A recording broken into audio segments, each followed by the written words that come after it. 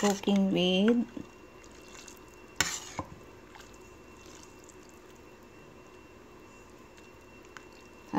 noodles with patola, kabatiti sa Ilocano. Oo, di ba? Sarap ng ulam ko. Sarap ng lunch ko.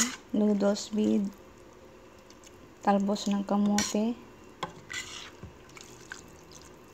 May alugbati, tsaka patola. Oo.